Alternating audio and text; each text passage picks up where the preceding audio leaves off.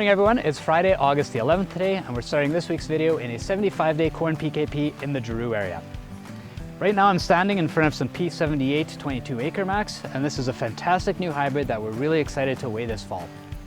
Overall, the pollination has been excellent in this field, and we're seeing very little tip back, despite the fact that over the last couple of weeks it has been quite dry in here, and we're actually seeing some patches of the field where those bottom leaves are firing off.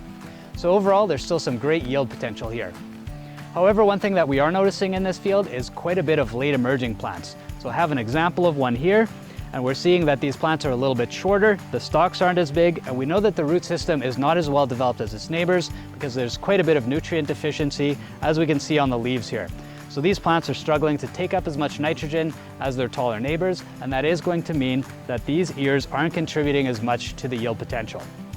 So a stand like this, we're probably seeing that of the 33,000 plants per acre that we're counting, only about 27 to 28,000 of them per acre are actually those fully developed early emerging plants. And that is going to affect the yield potential a little bit.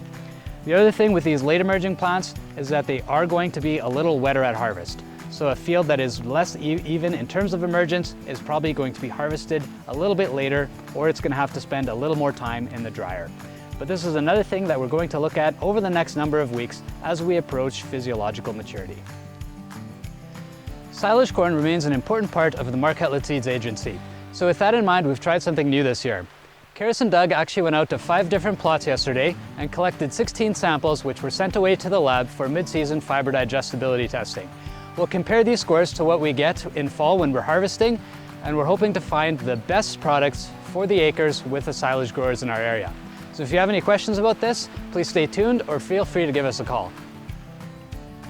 So I've moved over to a soybean PKP in the St. Adolphe area, and I'm standing between P006 A37X that we've been familiar with for a number of years, and also the P007 A68E conversion, which is going to be new for next year.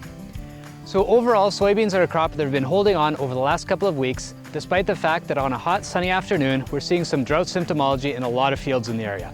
However, overall, we have a really good pod set. We haven't been seeing a lot of seed abortion, and at this point, any rain that we get over the next week to week and a half is going to be fantastic in terms of filling out those soybean pods, as well as increasing the seed size, which is a major component of yield in soybeans. So if you have any questions about your crop, please don't hesitate to give us a call, and we hope that everyone has a wonderful weekend.